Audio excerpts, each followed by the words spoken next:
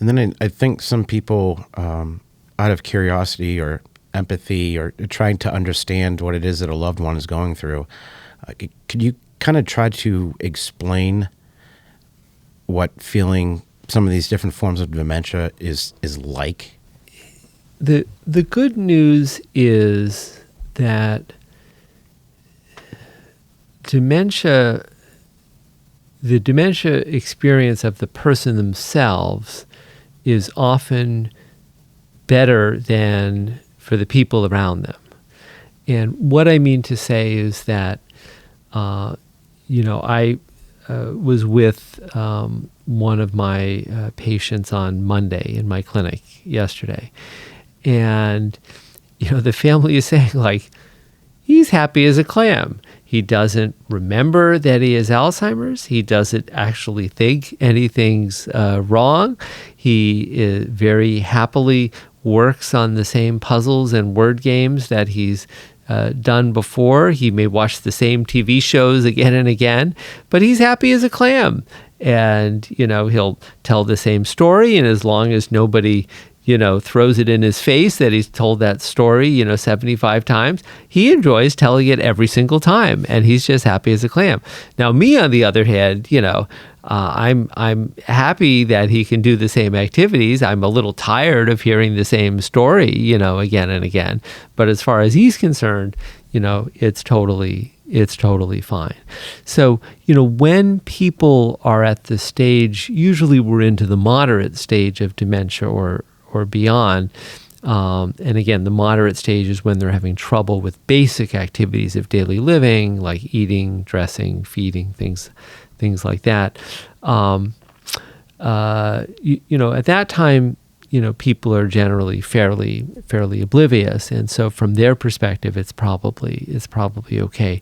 It in the earlier stages, in the mild cognitive impairment stage, in the mild dementia stage, it can be frightening. It can definitely be frightening. As you can imagine how you might feel if you realize that you are literally, losing your mind, losing your ability to remember things, to recall words, to recall, who everybody is and what's their relationship and how you know them. It can be a very scary thing. And how people react to that information, again, is a little different depending upon one's sort of personality and experiences. Some people, particularly older individuals, are can hopefully look back and say, I know I'm losing it now. I've had a good life. I understand. I'm not going to be 100% right now. I'm glad I took advantage of the time when I was 100%. And hopefully people can react like that. But some people are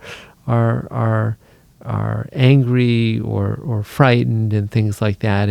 And generally, if that happens, I like to use a very mild antidepressant and anti-anxiety medication, something like sertraline, whose brand name is Zoloft, or escitalopram, whose brand name is Lexapro. Both of those medications, which are in the Prozac family of medicines, just help to take the edge off a little bit so people aren't so distressed by their memory loss symptoms. And I would say I have roughly half of my patients on just a very mild antidepressant, anti-anxiety medication like that. Hey folks, connecting with your benefits is our primary mission, and theSITREP is providing more options than ever. Subscribe to our free email newsletter, subscribe to our audio podcast channel, or subscribe to our content on YouTube. For details and links, check out the description below.